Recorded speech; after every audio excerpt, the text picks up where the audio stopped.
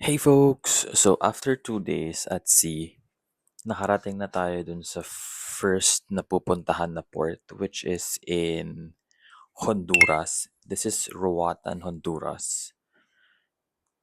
So 2 days kami na sa sea, tapos ngayon lang ako nakakita ng land again. Welcome to Roatan, Honduras. So later on, quick breakfast lang ako and then pupunta na ako dun sa meeting place for my first excursion. So I just want to show you first this one. This is the Princess Patter. Nakita niyo ba? Or against the light. Itong Princess Patter. So para siyang malaking flyer. Oh, may plane! Hala, may plane! Parang ngayon na nakakita ng aeroplano. So meron din palang option na mag-eroplano ka going here sa Roatan, Honduras. Actually, nakikita niyo yung sa malayo doon. Nandun yung isa pang malaking barko. Ibang barko naman yun. Tapos meron pang isang princess din na barko. Pero nasa kabila siya. Hindi ko alam ba't nandito kami sa kabilang port. So baka ibang port to. So anyway, going back. This is the Princess Patter. Daily basis, makaka-receive kayo ng Princess Patter. Tapos ilalagay siya either sa ilalim ng door ninyo or sa bed. So makikita nyo dito lahat ng everyday activity sa barko. So walang dull moment kasi from morning till dawn, there will be always an activity for everyone. Kids, teens, adults, young adults, and yeah. So yung sa Princess Patter, makikita mo dito yung mga excursions, and at the same time, makikita mo dito lahat ng activities. One good example is ito. May mga morning activities, afternoon activities, and then the things that you need to know. So, arrival daw namin sa Roatan, which is 10:30 a.m. It's 9:39 na ngayon, so siguro may iniintay lang sa port or something. And then, security screening and kung ano man. So, ito yung information about Horwatan. And then, all the activities and events for today. So, for those na hindi kumuha ng excursion or tour outside, may activities naman sa barko. So, they can stay here and then continue yung mga activities na gusto nilang puntahan. They can go to different restaurants and they can also watch different shows throughout the day, and ang daming activities like karaoke and so on and so forth. And then yeah, welcome to Roatan, Honduras. And then later I'll show you kung ano makikita dito. Pero wait, let me just show you yung labas. This is the outside. So ayan na yung island. Tas ayun yung port. So hindi ko alam if will be able to dock there or kung gagamit lang kami ng tender boat.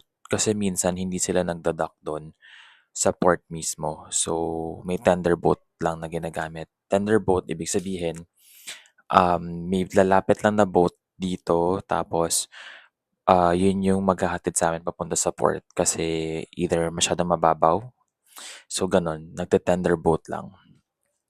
Ito yung tsura ng balcony. Hindi ko alam kung nakita niyo na yung balcony. So, ganyan siya. Sobrang ulan dito sa Honduras right now. I mean, sa Roatan. But yeah, let's just prepare for our excursion. But I'll show you later what will be the activities. Bye!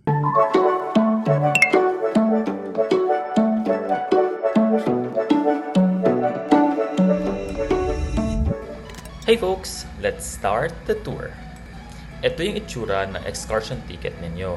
So makikita nyo dito lahat ng details, kung anong date ngayon, anong araw, ano yung excursion tour na bubulol pa na pupuntahan ninyo at kung saan kayo mag-meet, plus yung name nyo.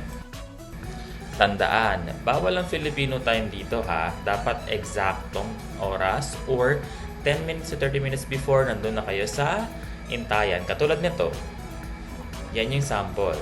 Nakalagay naman yung details dyan kung saan kayo mag-meet. O diba ang linaw? Zone 8. So kung saan nakapaskill yung 8 na yon, hahanapin nyo siya sa Mayport. Nandyan lagi yung tour guide nyo para i-guide kayo kung saan kayo pupuntang bus at kung saan siya nakapark. For reference, ito yung tsura ng bus na sinakyan namin. Komportable, maayos, and organized. In fairness, after an hour, hindi ko na matandaan, dumating na kami din sa destination kung saan kami magluluto ng chocolates. And ayan na nga, ginag-guide kami ng tour guide namin. Yan, naka-jacket na color blue, si Kuya. At ina-assist niya lahat ng mga pasahero, lahat ng mga guests.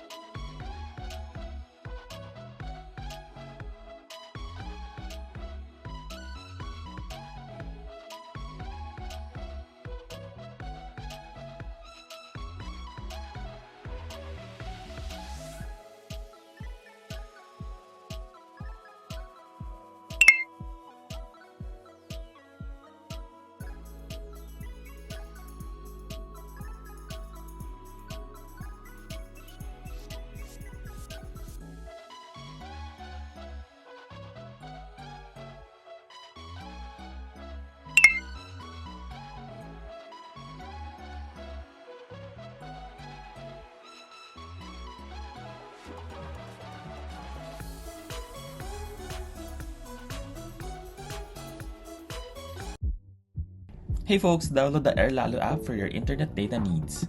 You can conveniently select a specific country, global, or regional countries.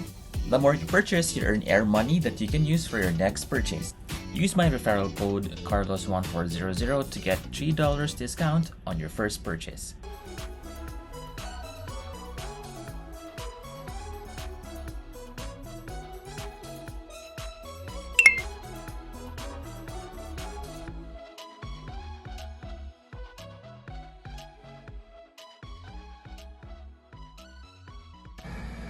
Sa portion na to, ito na yung pinatikim sa amin, yung purong cocoa chocolate. Ginarain siya, tapos nilagyan ng milk. Ang sarap nito, as in, wow, ang sarap.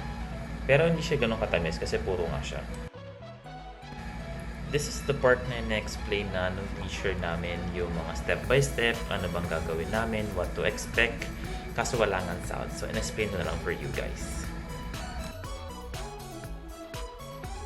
Ito naman yung part na pinapakita na sa amin yung actual na cocoa fruit. Tama nga ba? Yeah. Tapos, from balat to buto to everything, pinapakita niya kung ano yung mga products na pwedeng magamit at magawa dyan.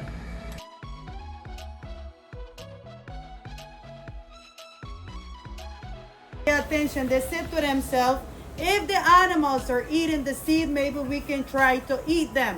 So this is where they start fermenting the seed. You can ferment them. The longest they can be in the sun is for 10 days. And you ferment from 6 till 11 before the sun get hot. Because you guys know that chocolate is bitter. And each bean is 50% oil, which is the cocoa butter. And the other 50% is chocolate. So if you have them all day in the sun, you will be drying the oil that inside of the bean. So you ferment from 6 till 11 before the heat of the sun hit the beans, because you will be losing the cocoa butter out of the bean. So the maize, them see that whenever they leave them all day in the sun, the bean used to get flat. They're very thick, but when they go and pick them up, they used to be very thin and flat. So they decide to ferment this way. After you ferment, they start eating them like that. But they see that they used to eat the bean with the shell. So they decide to don't eat both of them. They start roasting them on the fire. I have these already roasted. The longest I had them on the fire is from 10 to 15 minutes in a normal pot. If you roast the nibs in a clay pot, the longest they can be on the fire is 45 minutes. So the maize, in that time, they use is a clay pot and not a normal pot. So if you roast them in a normal pot, you will be burning the chocolate. So right now, we'll be tasting the tea made out from the cacao shell. So sort of like the skin of the seed. It is made with 10% of coffee, caffeine. So good luck sa tiyan natin kasi hindi naman tayo nagko-coffee masyado. Pero tikman natin kung masarap siya. Pero it relaxes your brain daw. So let's taste test later. So bibigyan niya tayo lahat ng cacao skin or yung balat ng cacao na tea. Tapos, ang sabi din niya kanina is that yung cacao na seeds, yun yung currency before.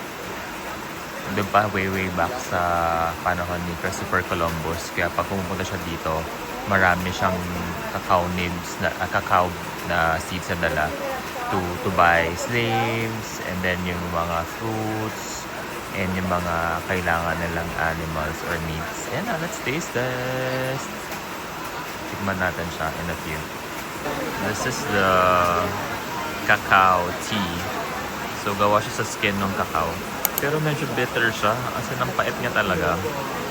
Kaso, yun nga, para siyang coffee. Pero para siyang mas matindi pa sa kape barako. Yan yung itsura niya. Tinikman ko na siya kanina. Sobrang pait. Pero okay lang, mabango siya.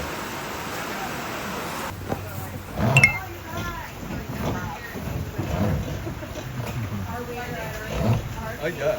反人台啊！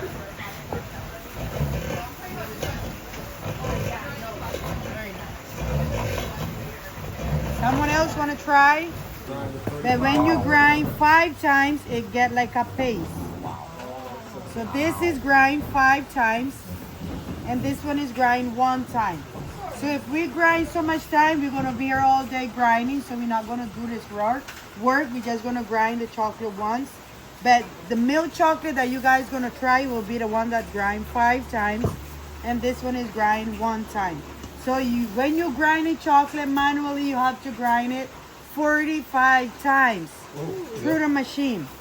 Wow. This paste, I have to add it again and regrind it. Then I'm gonna add it again and just like that to 45 times. You know the texture and the measurement, but for your first time, you need a thermometer. I'm gonna sift the sugar before I add it to the chocolate. So 136 grams of sugar is 4 tablespoons of sugar, and they have to be very heaping like this. So this is 1, 2, 3, 4. Very heaping. So now I'm gonna sift the sugar into the chocolate.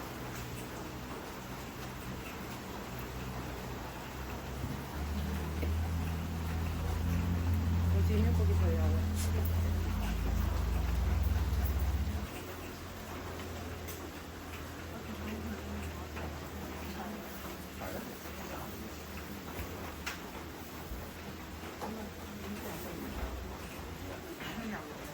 Chocolate to 35 degrees, which is 90 degrees Fahrenheit. Then you use your refrigerator from 35 to 32 degrees cool. After you temper to 32 degrees, you going back up on the fire. So heat it up to melt all the hard chocolate that's gonna get hard into the chocolate. So you temper your chocolate to get the snap and give it smoothness to the chocolate. I'm not adding anything to the mold because the steamed chocolate moisturize the mold. The steamed cocoa butter, you don't have to spray nor add anything to it.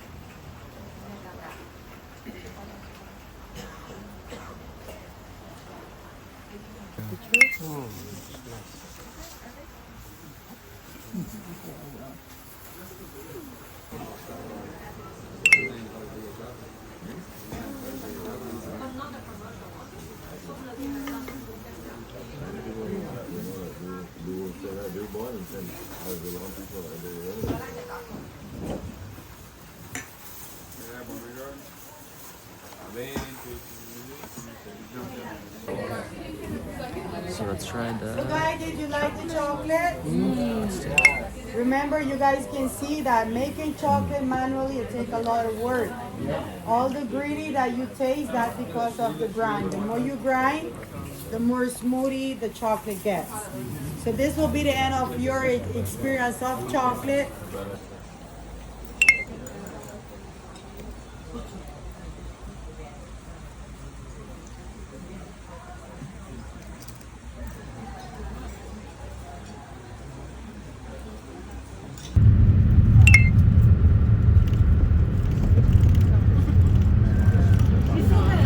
That's water treatment.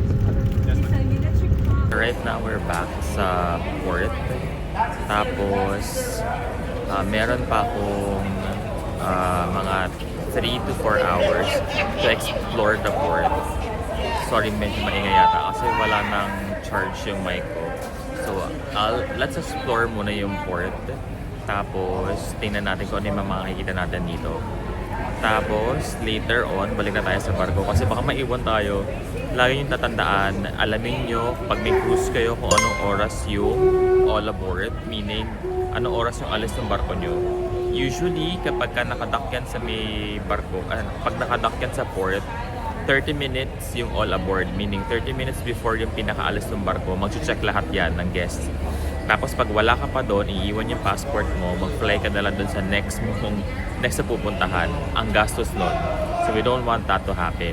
So ngayon, ang pwede nyo gawin is i-check nyo lagi yung oras nyo kung tama ba siya doon sa time kung nasang country kayo para hindi kayo maiwan ng barko. Tapos kapag ka para hinahatid lang kayo ng boat or speedboat from barko to port, may gano'n kasi minsan hindi siya nakatiket sa port mismo. 1 hour yata yung all aboard or yung pag-check nung mga guests.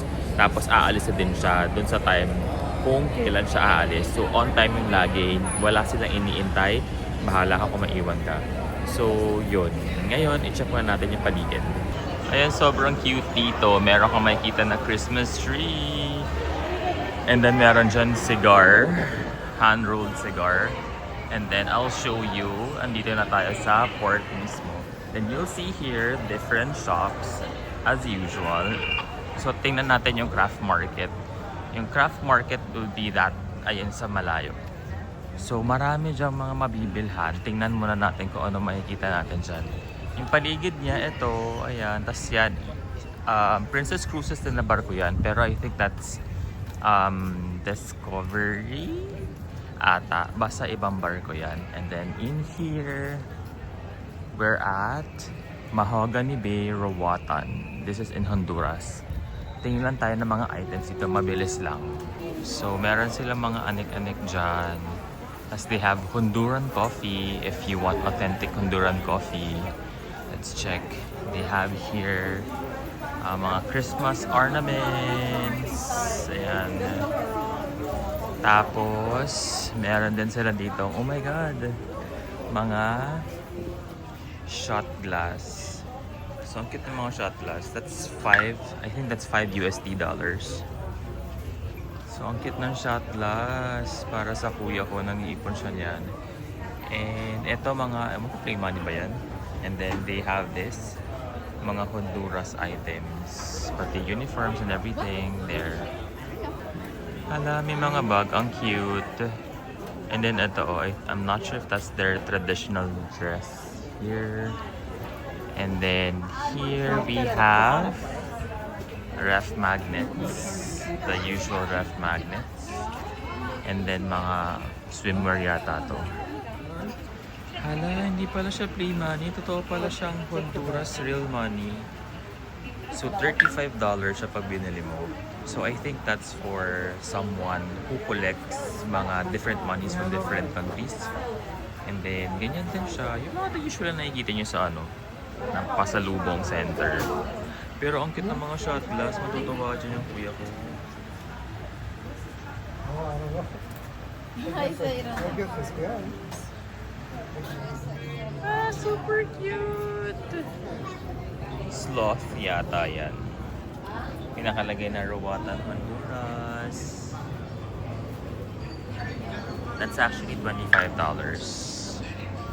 And then they also have monkeys. And t-shirts as well. Yan. Ito naman yung price ng ref magnet. So if you buy one, that's $4 USD. And if you buy 3, that will be $10 USD. So of course, syempre, parang marketing strategy. Pag the more you buy, then the lesser the cost. So yun siya. Even this one, I think the only difference is that may multi-purpose siya. It's not just a ref magnet. It can also, can be used as your can opener. And then you have ball pens, bookmarks, keychain. Keychain is for $1 USD. And, di ba, ang lakas makabagyo nito? Di ba, ang daming ganyan sa Baguio? Very Baguio ang atake nito. Ganda. So, I plan na hindi mo na bumili-bili ng mga bilihin dito sa Roatan kasi sa Honduras kasi babalik pa naman ako dito. So, kaya iniisip ko muna, tumitingin lang ako ng mga pwedeng bilhin pero hindi ko muna siya bibilhin kasi nga babalik pa naman ako. So, ganun din naman yun. So, pagbalik ko na lang, tsaka ko pag-iisipan kung bibili na ako ng mga gusto kong bilhin. Pag-isipan ko muna kasi nga USD siya. Tapos, they have also their pharmacy. Yan, kita ba? Pharmacy. So, sa pharmacy, maybe you can buy like whatever medicines you need. Tapos, meron din silang souvenir shop. As usual, yan, souvenir shop. The usual, marami naman mga souvenir shop dito. And then, let me just check this. Sharky's Roatan. Ito ang cute to. Parang very unique. It's 3-in-1. You have your shirt, you have your Roatan na cap, and you also have yung parang, ano tawag na to? Dito sa kamay. So all in one. How much is this? Walang price. This is $40.25 USD. You get 3-in-1. So yan siya, iba-ibang colors. Oh my god, ang ganda ng jacket. Ang ganda ng jacket, tsaka ang ganda ng tela. But this is $51.75. Pero ang ganda ng quality ng nung cloth. Yung malambot siya. Tsaka ito, ang ganda. Ang ganda din ng white. Very unique pang pasalubong. Ganito itsura ng port sa Roatan, Honduras. Diba, ang lakas maka-Enchanted Kingdom. Para ka lang nasa Enchanted Kingdom. So, as you can see, may mga stores everywhere. Tapos, may ship doon. I think, yeah. Pero yung ship namin, yung Star Princess, is that one. Tapos, may mga different stores sa gilid. So, you can check yung mga tax-free. Katulad niyan, that's tax-free pagka bumili ka. And then the other one, that's tax-free pag bumili ka. And then, marami din stores dito sa kabila. Tapos, doon pa tayo pupunta sa dulo. Marami pang stores doon. Tingnan ko nga muna yung tax-free na store dito. Let's see. Para maganda siya. Meron dito ang tax-free store. So, this is a tax-free store. Piranha. Let's see. Mura. So that's $10. 2 by 15. Parang mga stickers, mga decals. Ang ganda ng jacket oh. Ang ganda din ng tela niya. Pero walang price. Ano yung price? Ito, I saw it. Price is $45 USD. Meron din silang 2 for $20 USD na ref magnet. And then cups is times 2 for $40 USD, which is about $20 each. So kung mapapansin nyo, iba-ibang presyo, iba-ibang quality, ibang kuhan. So it's up to you kung saan kayo bibili. So ang ganda! Let's go! Lakad tayo sa kabila. So may area dito, pinapakita nila yung parang ethnic group, which is yung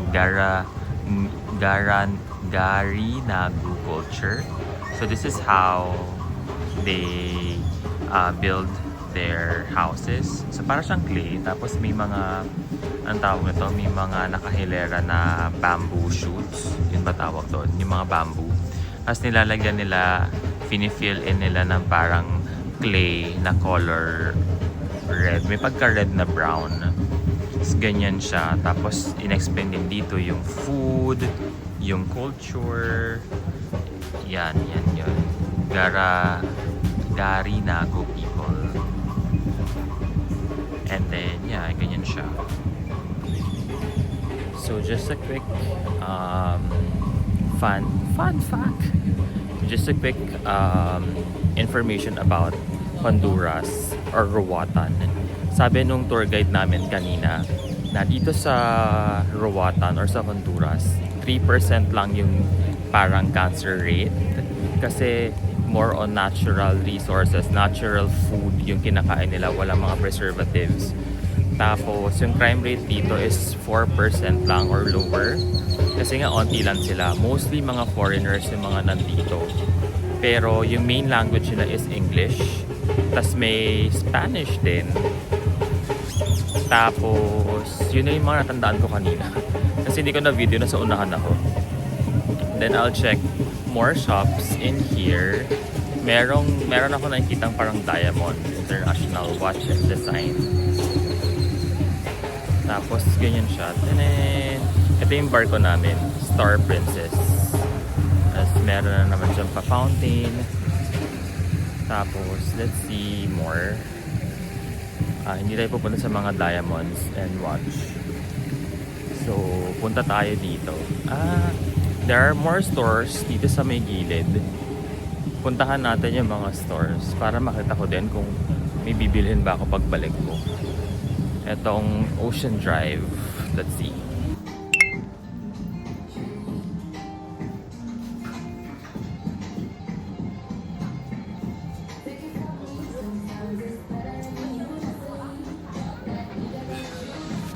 Para mga ano yan, mga local brands nila. Sa lahat na napuntahan kong stores, kasi yung kuya ko nagko-collect ng shot glass from different parts of the world. Ito yung magandang nakita kong shot glass. This is for $8 siya, 8 USD. Ang ganda ng design. At saka, hindi siya mukhang chipipay. Lalo na to, ang ganda. Oh, ang cute. $8 yan. Ito din yung designs. Sobrang ganda. Ang ganda ng quality. Let's check others. As they also have here, ito, shot glass, naka-seal. 3 for $5. Para mga last piece. Ay, hindi. Ito yung mga shot glass nila na medyo may damage na ng konti. For $3, tatlo siya. Naka-seal na. And then they also have this, yung mga ref magnets. Ganda naman. May nagbebenta din dito ng mga paintings, mga pa-art art, diba? Support local. Sobrang ganda dito sa Honduras. Alam nyo, yung feels niya, para lang siyang Siargao, ganon, probinsya sa atin. Pero may kanya-kanya siyang uniqueness. Oh my God, ang cute. Yung barko namin, Star Princess. That's so cute. Diba? Ang talented ng mga tao dito sa Honduras. Let's go. Oh, may boat doon. Pwede kayo mag-photo op. Let's go to Mahogany Beach. So dito may mga activities. So meron chairlift, which is $9 for kids to teens. Then $15 naman pagka-adults and 12 and up. And different activities, depende kung anong gusto nyo. Kasi dito maraming mga water activities, may bayad din siya. I'll show you kung ano itsura ng cable car. Ay, cable car ba yun? Ayun siya, ang cute. So if you don't want to walk going to the beach, pwede kang sumakay niyan for $15 pagka 12 and up, and $9 for up to 11 years old. So papasok na tayo dito sa Mahogany Beach, Roatan. Lalakarin lang natin papuntang beach area. Kasi pwede naman siyang lakarin, malayo lang talaga. Tapos ito yung map niya. So yung Mahogany Beach, Roatan. So may mga different shops, food and beverage, locations and attractions. Meron din siya dyan. So basically it's just a beach. Papakita ko mamaya and then you can order there. There are restaurants. And I think the seafood in here, yung seafood menu nila, masarap talaga. Yun talaga yung pinagmamalaki dito sa Roatan, sa Honduras. Masarap yung seafoods nila. Let's try! So ito na, walk na tayo towards sa beach area. So mahabang lakaran to ha, ika-cut ko na lang din. Balikan ko kayo pag ano na tayo sa beach area. Dito na tayo sa gitna nung anong tawag na to? Mahogany, papuntang Mahogany Beach. Para siyang ano, para siyang papunta sa ito, pa Jurassic Park na siya.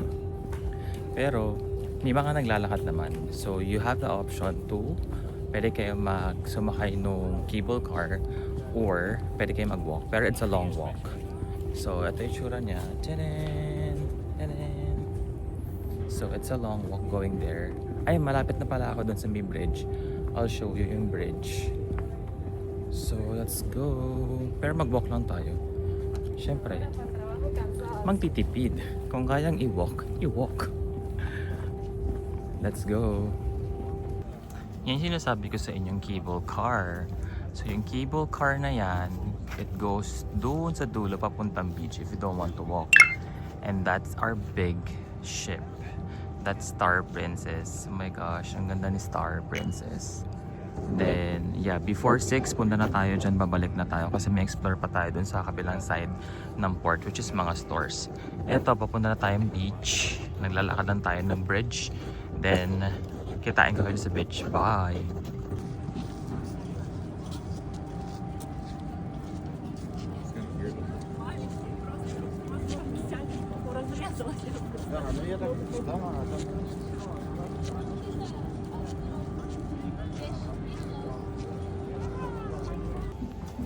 Welcome to Mahogany Beach. So ito yung tinatawag nila Mahogany Beach. So pwede kang mag-rent ng chairs. You also have here beach rentals, activity. You also have restaurants. Diba? Parang it gives you Boracay vibes. Diba? It's sand naman siya, but it's not as fine as Boracay. Pero parang siyang Boracay vibes. So maraming chairs, ganyan. If you want to walk there, that's Mahogany Beach. And then you have your restaurants as well here. Restaurants. Ay, ang cute naman na tong restaurant na to. Ang cute ng colors in restaurants. And then you have here different chairs. So I think you can rent chairs naman dyan. Ano tayo dito? Lobster Tails. Ito yung restaurant to. Cute! Let's walk towards dun sa dulo. And then ito yung beach area. The vibe naman of this restaurant. Tapos meron pa ng volleyball area. Pero ito naman yung vibe dito ng restaurant. Hideaway. Yan naman. Like, hello. And then, you'll see, ito na pala yung parang dulo. Tapos beach area na to. Let's check the beach area. Yung sapatos ko puno na ng sand. Oh my god. Pero check natin to.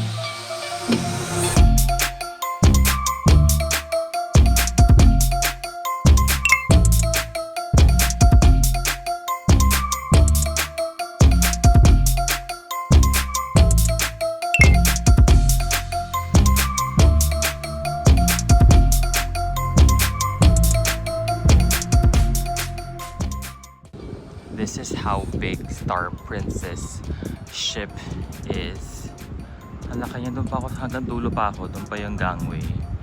So ganyan siya kalaki, as in hanggang deck 19 yan. Ayan, ganito kalaki yung cruise ship namin. It's Princess Cruises.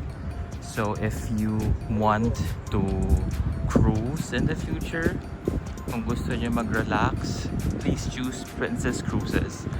They do have a lot of options. Hindi lang naman US, may mga Europe tours din sila, may Asian cruise. Pero so far, ito yung magagandang barko. Yung Star and Sun Princess, yung mga malalaking barko nila.